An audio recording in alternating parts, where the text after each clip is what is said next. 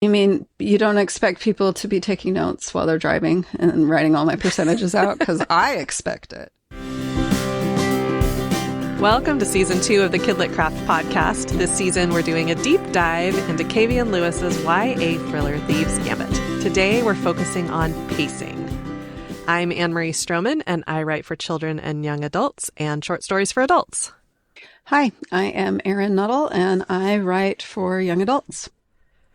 On Kidlit Craft, we look at mentor texts to discover the mechanics of how writers do what they do so we can apply it to our own writing. We want to remind you that our Ask the Author book club has 2 more events coming up this spring. YA author Randy Rebai is our guest in March, and middle grade author Lindsay Lackey is our guest in April. They are both amazing authors, and I can't wait to learn more from them. Also, we just announced in our newsletter that I'll be offering a free online workshop on March 29th. It's called Making Emotions Concrete, and it's great for picture book writers as well as novel writers. We'll talk about ways to get character emotion onto the page and how to evoke emotional responses in your readers. And you can go to kidlitcraft.com/workshops to sign up. Let's dig into Thieves Gambit. Are you ready, Erin? I am ready. Okay, so we're starting with vocabulary. Today we're going to be looking at the overarching pacing of the whole book, and in the next episode we're going to get more granular and look at the pacing of scenes and chapters. But start us off with overarching pacing or novel pacing. What do you mean by that? So for novel pacing, it is the speed the whole story unfolds. So it's influenced by the length of chapters, scenes, sentences, and also how fast the key plot points happen and how quickly information is given to the reader. Why is pacing important? Why is it important to think about it when you're writing or revising a novel? So pacing is key to a lot of things. It helps maintain the reader interest. It builds tension and creates emotional impact, and it helps develop themes and ideas. It really helps the reader connect with the characters. And it's good to know that different genres have different pacing expectations.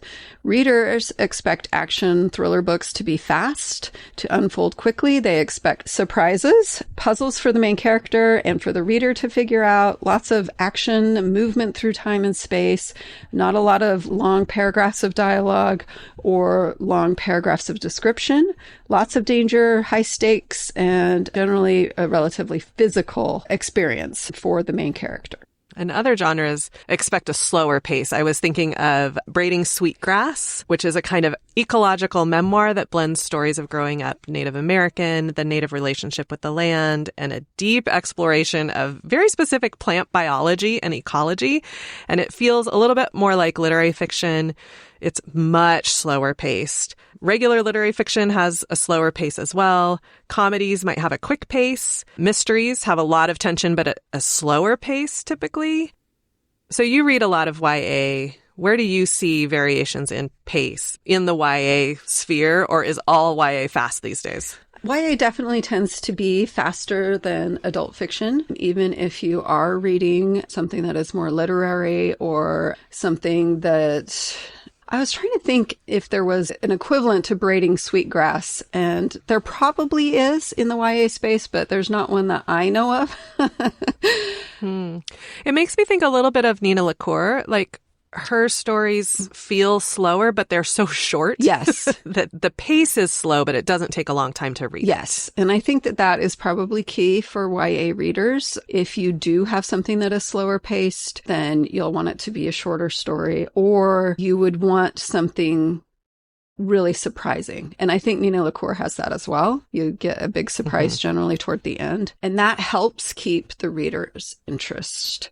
I've been having a lot of conversations lately where this generation expects things to be pretty quick and expects a lot of engagement, and which makes total sense if you think about, they grew up with a lot of TikTok, which is like, I noticed the way I watch TikTok versus the way my kids watch TikTok is very different. They rarely make it through a whole video. I usually watch a whole video. And so there's a different pacing that is expected in YA, especially though quick paced if you're doing an action or a thriller. And like we've talked before, this Thieves Gambit is actually a relatively long book. It's 364 pages, my copy anyway. And that's kind of long, but it doesn't feel long because the pacing is so quick. Yeah, when I think of Thieves, Gambit, and pacing, I think fast. For sure. Yes. And it is remarkable how many things happen, but she's able to do that because of the way she has structured the pacing to be so quick. So that was one reason I wanted to talk about it today, was because you might think, oh, well, if things have to happen fast, maybe I can't have as many things happening. But there's a lot going on. So you can shove a lot in a book.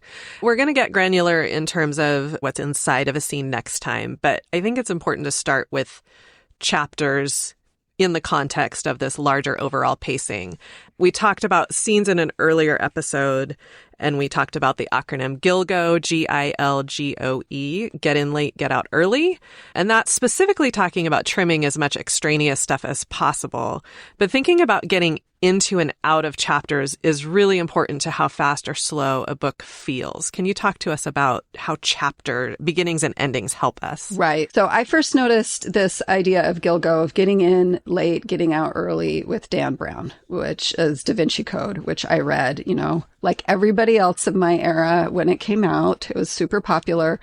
And he did this idea where you grab someone's attention in the first sentence and you grab someone's attention in the last sentence of a chapter. So for the first sentence, we have a few examples from Thieves Gambit. I stopped by the hall corner, listening, waiting for the guard to get close enough. And so immediately you're like, okay, then what, right? Is she going to knock the guard out? Is she going to hide? What is she going to do when the guard gets there? And then another one is, I think we should offer them a truce, which if you know Ross's character, then that is a surprising sentence. She actually isn't the one saying it, but even the fact that she's listening to that is a surprise. And so you want to know why that is a good idea in this gambit where they're all competing. Another one was, I woke in a small windowless room. And hello, you got to know why she's there, where she is, how she got there. And so there's a lot of tension just in that first sentence, in those first sentences. So, and I would say, I did not go through every single chapter. I thought about it, but I didn't have time to go through the beginning and ending of every single chapter to see if there was one where she does something different and does like a less catchy sentence. These were just random chapters that I opened to, and I wrote the first sentence down. And it was something I noticed when I was reading, that she really grabs your attention right away and you want to know what's going to come next. Yeah, I've heard it talked about like forward lean, right? It makes you lean into the story. You're like, what? On the edge of your seat. What happens next? I like that idea. Yeah, for sure. And I think that is something that is appealing for readers of this style of book. They want to be pushed forward and they want their attention grabbed. So with the same idea is the kicker. And it can be called a lot of different things, but that's a term that I think I got from David Gill. And it is the idea that the last sentence of each chapter should kick the reader into the next chapter. We don't want them to put it down. We want them to keep reading to find out what happens next.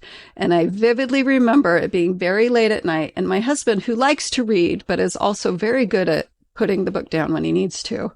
And he is continuing to read Dan Brown's The Da Vinci Code because he has those great kickers that push you into the next one. And Lewis does the same in Thieves Gambit. Here's just some random ones that I picked out just flipping through the book. So for the last sentence of these chapters, they're going to win. So yeah, that's a little dangerous. They're going to win. So we know it's not Ross who's going to win. And why does she think that? And wait, is she right? And then with that, she left me again. And so, now what's going to happen, right? What happens after she's left? What choices does she make? How does she feel? And I really liked this one. I hated myself, but I raced toward Uriel because we get to know right there that Ross doesn't want to necessarily be doing. She doesn't think it's wise to be doing what she's doing, but there's something pushing her to do this. Now, what's going to happen when she gets to Uriel? In this specific chapter, Uriel is her direct competitor who's been injured, and Ross is racing toward her instead of trying to escape and win. Yeah. We talked in the action scene section about having times for reflection and needing to have that action reaction idea. And none of these end on the contemplative parts. Right. They're all ending in that there's an action. We don't know what the reaction is going to be. We're waiting. We're turning the page for that. So while you do want to have those moments of reflection and interiority, rarely do they end a chapter in this book, at least. Right. Well, and that's the kick, right? That's how they kick you into the next chapter, is because you want to know what happens, what is the sequel? How do the characters react to this big thing that just happened?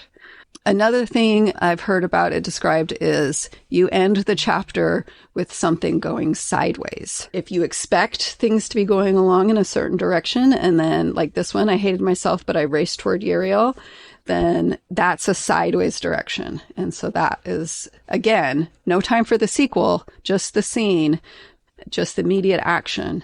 And then we won't find out the rest until the next chapter. So my guess would be that in a book like this, chapters would be pretty short and that we'd be able to page through pretty quickly. Is that the case? Is that one technique that she uses to keep up the pace of the book? So I thought that I would say yes to that, but I did go through the whole book, and there is a wide variety in chapter length. There is a mix of short chapters of 3.5, 4 pages to one chapter was 15 pages long. As I was counting that one, I was like, how is this so long? Because honestly, reading it, I didn't feel that way. And part of it is because when she does the longer chapters, she has scenes that almost function as chapters where you have that short sentence at the beginning that grabs your attention and then that kicker sentence that kicks you into the next scene. But she has decided to structure it in a way that the chapters are a mix, which definitely works. And I have seen it differently. Dan Brown, for instance, since I already was talking about him, his are all very short, very, very short, like a page, page and a half. They're super short. Inheritance games, also very, very short. So I think you can do both, but you don't need to think that short is the only option. Because if it's paced, as we'll talk about next time, within the chapter and within the scene, if it's fast-paced, then it can be longer. Right. It's fine. You don't have to have that chapter ending to be the thing that pushes the book Correct. along. So are there other techniques within chapters that Lewis uses to keep the pace up? There are a lot of techniques that I noticed as I went through this, trying to spot pacing methods. She has a lot of physical action, which is not a surprise, as this is an action thriller style book.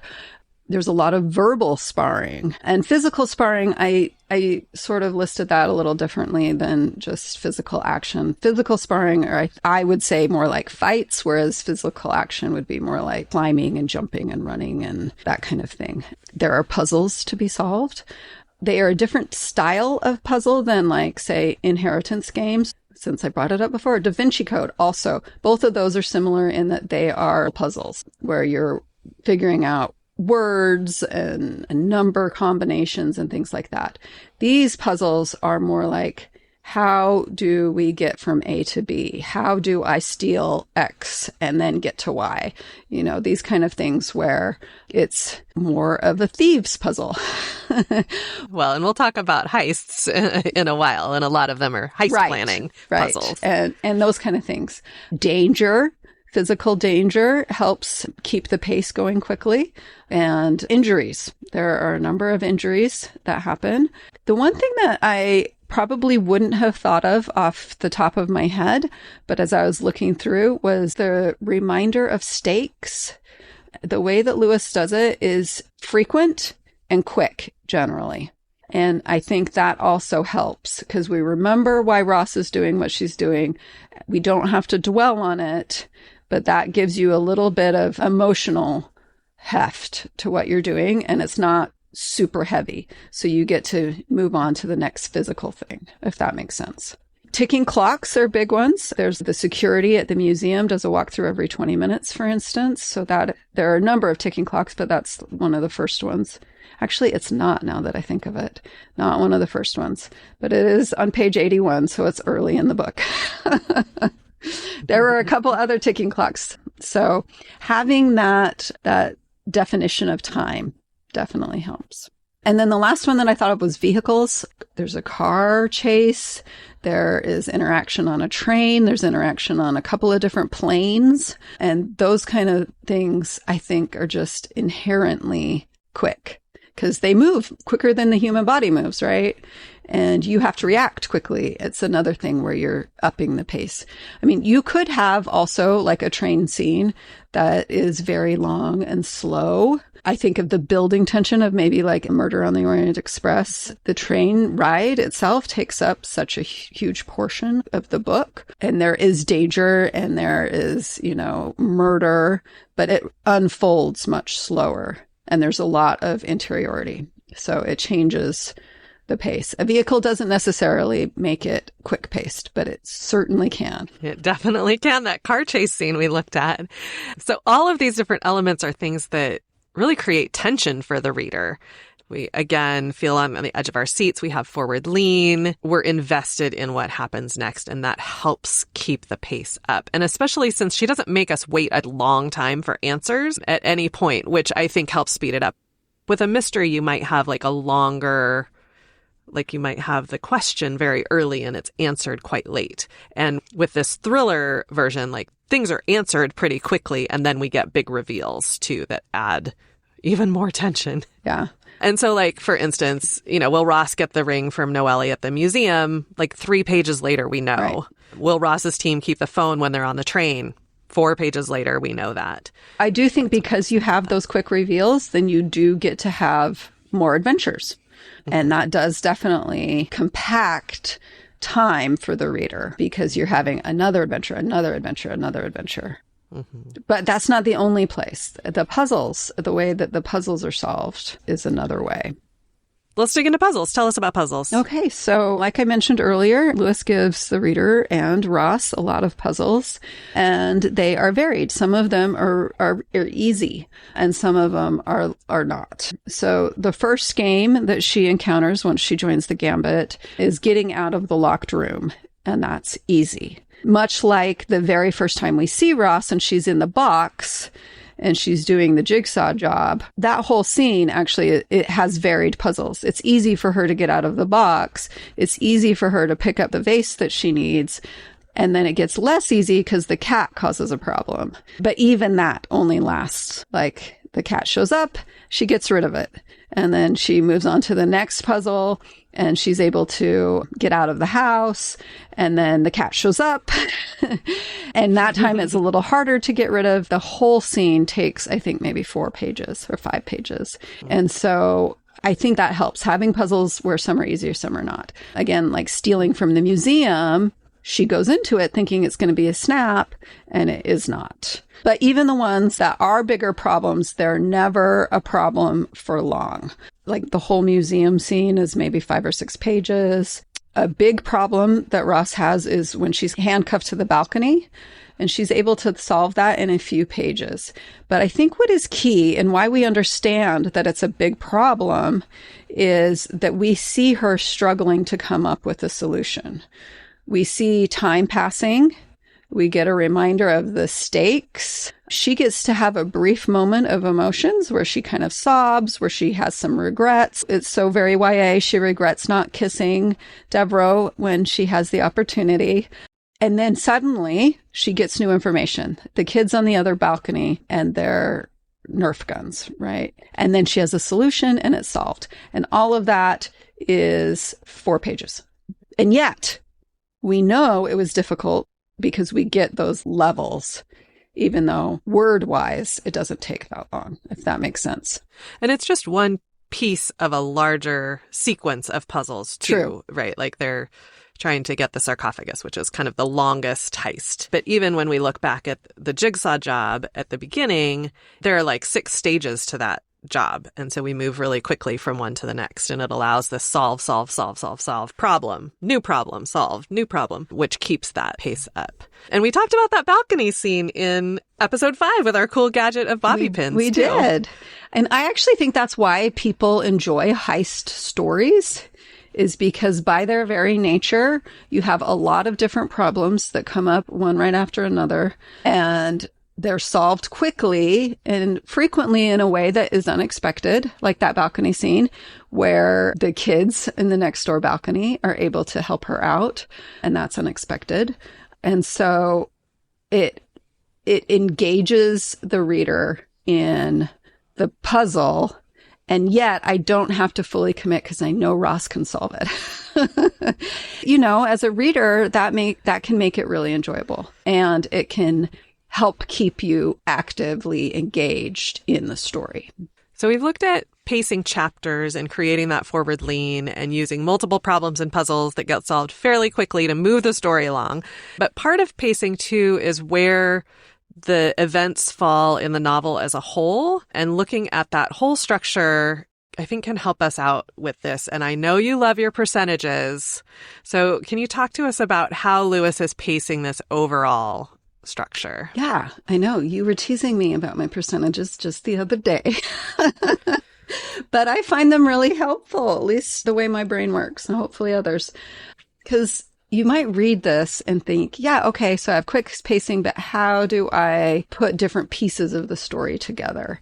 And so that's why I like to go through and look at the different percentages. So we have the hook where Ross is invited to the Gambit right away at 1%. And then the inciting incident where her mom is kidnapped at 10%. And that's like mom kidnapped / join the Gambit, because that all happens really quick right together and they're tied. And then guess what? She's in the first game of the Gambit at 13% is when she is in the locked room. And that's really fast. We meet the thieves, 14%. And the romantic interest is introduced in 16%. So we have in the first less than 20%, we have everything we need to know going forward. Right. And we have really 2 worlds she's built too, right? We have Ross's family experience, and then we move into the Gambit. So she does a lot of setting in that less than 20%. Right. And also, as we've mentioned, there's the jigsaw job. There's stealing. We didn't even bring up stealing the money, I think it was, from the boat. I can't remember what they're stealing from the boat. Mm-hmm. There's so many action scenes. Yes. And then she's in the middle of the Gambit. It's a lot right at the beginning. But if you look at how this is paced compared to even a hero's journey, you might see that a lot of it is very similar. You have a lot of the same touchstones. It might take a little bit longer in a hero's journey to actually get started on that journey, but we do still have a lot of the same touchstones. So going forward, we have the museum, which is the second game, at 21%. So we're still less than 25%. One of the big things that I noticed was the character reveal about Ross's character, how she was unwilling to leave Uriel behind, even though it risked her own Gambit loss. It risked her being able to save her mom. And that is a big character reveal. And I think that that's important, especially because she set up everything so nicely beforehand. So we see how important that is to Ross. And that's at 27%, which is about, so like the 25% is usually when we break into Act 2. It's usually when our journey begins. And so you can look at it similarly. If you have something where you have a big important reveal in your action book, that if you hit around 25-30%, then you're in a good zone, right? The train scene is 42%. And then when we have, the big midpoint turn, that is when they're planning the heist at 50%. The sarcophagus heist. Yeah. That's the heist in my mind, because even though there are a lot of heists, there's a lot of them. That's the big one, right? And it's the one that ends up revealing a lot by the end. And so I think that that's an interesting place for it to start, is 50%, where now we're looking at everything has changed. like if you're looking at a hero's journey, right? We get some new information at 64%. It's when she finds out more information about the people who run the Gambit. And so she is able to take charge in ways that she hasn't been before. She's sort of been at their mercy, and now she has new information. The handcuffed to the balcony scene that we talked about earlier, that's like her big obstacle, and that's at 70%. And that is when Ross has the most difficulty, when she's by herself and has to solve a problem on her own right there. And that's, like I said, she showed some regrets. She sobs, which we don't really see her do very often. And that's at 70%, which I think is we're going into the rising action, that is as part of that. I feel like that's an important obstacle for her to have right there. She and Devereaux kiss at 80%. And honestly, I think that could be in a lot of different places, depending on who your character is and what their issues are. But because Ross has so many issues with trust, I think that it's super important that it's this late. It takes her this long to decide that she's willing to do that. And then 88% Mom's first betrayal. And I'm reading the book and I'm like, oh no, this is it. We're at the night of... The Dark Night of the Soul. The Dark Night of the Soul. That's what I thought when we got here. But then... We should say, too, we're in the end game here. Yes. Right? We're in the final task where they're individually competing to steal the person, to kidnap the Yes, person. I did forget to put that on there. I got so involved in the betrayal from the mom. In the kiss. Okay. All right, you caught me out. Well, and honestly, just thinking about, would you be able to put that in a different spot with a different character? And I do think you could. But for Ross, I feel like this is such a great, because she's opening up and she's worked successfully to heist the sarcophagus with her team. She has this new information about people who run the Gambit. So she is really high at that 80%. And then her mom betrays her. And then the Gambit double crosses her. So Mom is 88. And then the Gambit double crosses her at 89%. Then we find out the big twist. I hope you've read the book. This is the biggest twist. Devereaux betrays her. Which we talked about in an earlier episode, but it is a big twist. And I will say part of that, I think, comes up because she's setting up another book. But still, it's huge, especially because the kiss was at 80%. So Devereaux's betrayal is at 94%. And then we have Mom's second betrayal at 98%, which again is because she's setting up another book. I think normally you'd be in your denouement here. But at 98%, you would hope. I do feel like the book feels like it lands at the end. The Gambit is finished. There's a conclusion. There's stuff that sets up another book, but it's not dissatisfying. I do think it is set up so that if she did not have a second book coming out, then you still get to be satisfied as a reader. You just think, oh, now she's wicked Ross, right? Or something, right? Because she trusts no one, not her family, not anyone. And it gives us that forward lean again. Right. Like, what is that Ross like? Right. And that could just be, honestly, I find that a little delicious, actually, if there was no second book and that was how she ended it. I think that is not your usual ending in YA. But I do find it kind of a fun way to go, even if there isn't one. But it's awesome to set up the second book that way. Yeah. Well, and it gives Ross a twist, too, right? Mom has given a twist. Devereaux's given a twist. Mom's given another twist. And now Ross gets a little twist at the end. It is a way that she sort of takes back the narrative, right? So I agree. I do find it really a fun way to end. I would say with an action book, you may not need a very long denouement. I do think that for the Harry Potter books, that denouement goes on a long time, like almost every book. Well, when my son was, I think, junior high, maybe early high school, he would read books and he would read through the climax and then just leave the book. I get that. He would never read what happened at the end. I'm like, that's the best part. And he's like, I have zero interest. I know how it ends. I get that. And I do think that it's fun. And what makes it possible, I will say, is because Lewis sets up the trust issues so well and continues hitting on that throughout the story, and then, in a way, resolves the trust issue at the end. Not the way that you may hope, but definitely is still resolved. And so I think that is why it is so satisfying.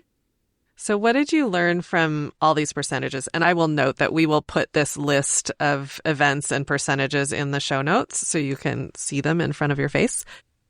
But you mean you don't expect people to be taking notes while they're driving and writing all my percentages out? Because I expect it. I talked about it a little already. I found it really interesting how the story still fit nicely into the general Western style storytelling that we are used to. And I think that should make it feel less daunting to someone who wants to try this and hasn't ever tried this kind of thing before, to see that we can still hit all of these big points and keep it chock full of action and puzzles and car chases and emotional trust issues, and still fit in that storytelling. So if you are the type of person who, which I actually really am a lot of the time, who knows the big scenes, then you can be like, okay, well, so my big scene for the turn at 50% is going to be X. And then you know your inciting incident. You'll know that in an action book, you'll want it earlier than you might want it in a hero's journey. But you can kind of put those in the places and write to them. And to me, that feels less daunting than being like, oh, I just got to take care of all this action, see what happens. So what about you? Did you get anything from the percentages? Well, I think really in looking at the percentages, it's just trying to tell you how much time each thing should take up in the book, right? And so if you have, say, that initial jigsaw job heist was like 10% of the book, that would maybe feel long, especially at the beginning. But those percentages can say like, that's a 1% and 2%, and then we're moving on to the next bit. So kind of gauging how long each piece should be is what, if I twist it in my head like that, then it helps me. And knowing that the big heist starts at 50%. Right. And goes through longer. I don't think I would have noticed that. You know, we understand how heists work because we've seen heisty things, but also within the book, she gives us the template for heists over and over again. And then we get to sit in this longer, delicious, higher stakes, higher complication heist for a longer percentage of the book. And honestly, before I did this, I would have put that big sarcophagus heist later. I would have thought it was closer to 65%. And I think that is because she does so much work in the beginning.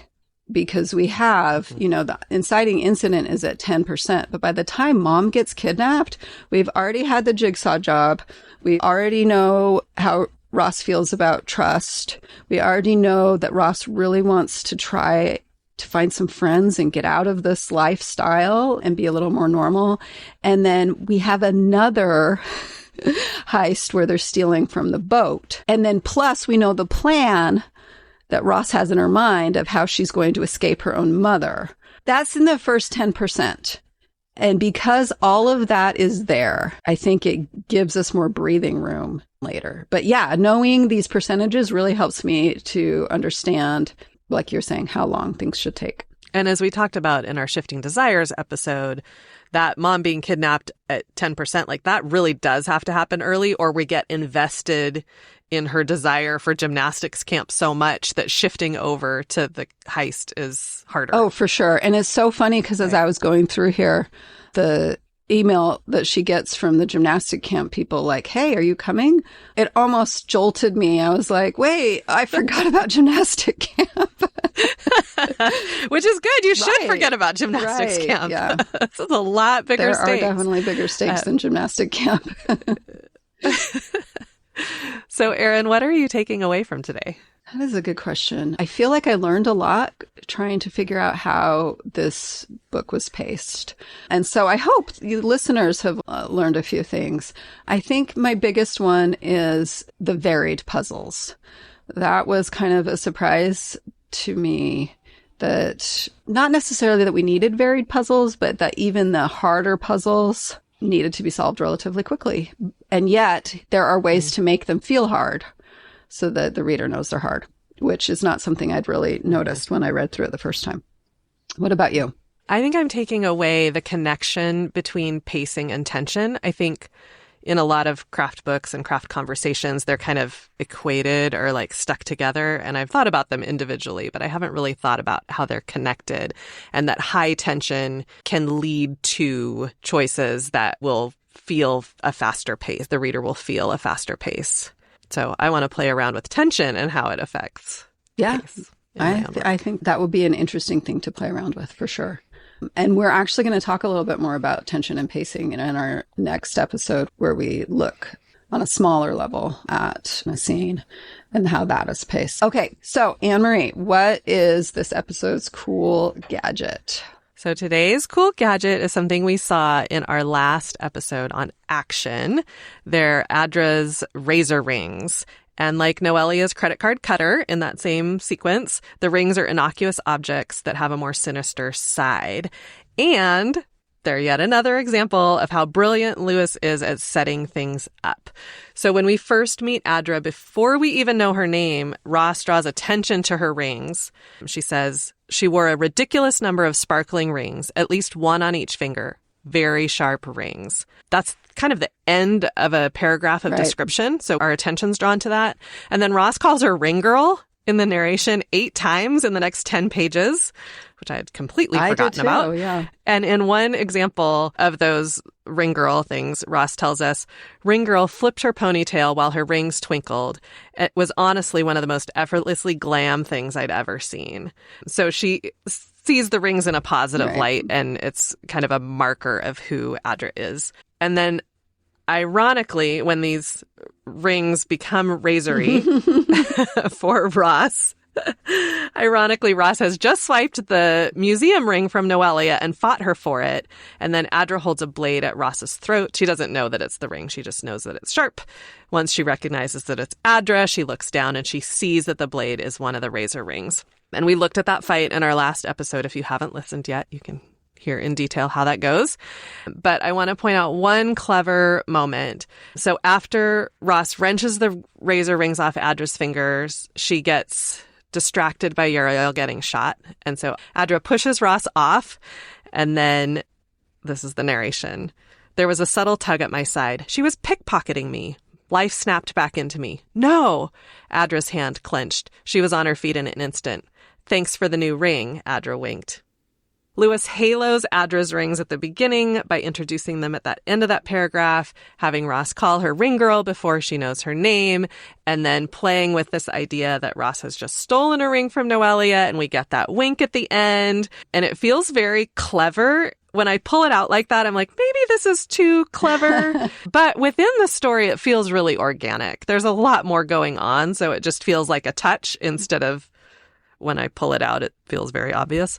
And especially because the museum ring is only one of many objects that are being stolen. So we don't really think anything of it being connected to this fight with Ring Girl until the end, or I didn't at least.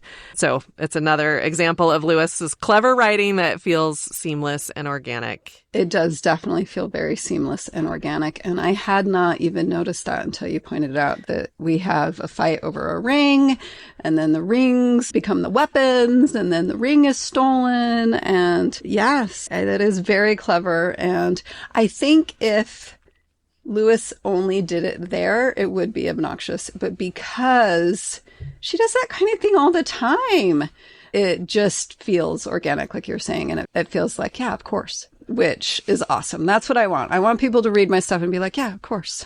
Of course it's clever. Of course. Of course. So that's it for today. If you enjoy this podcast, you can find more content like this at kidlitcraft.com, where you can also sign up for the Ask the Author Book Club classes and our free workshop on emotions coming up March 29th. Find us on social media at kidlitcraft, and you can support this podcast on Patreon. We've also got t-shirts and drinkware and phone cases. And you can find those at Cotton Bureau. We'll put a link in the show notes. Please download episodes, like, rate, and review us on Apple Podcasts or wherever you listen. And let your ride friends know about the podcast. We can't wait to nerd out with you. Thanks for joining us. See you next time.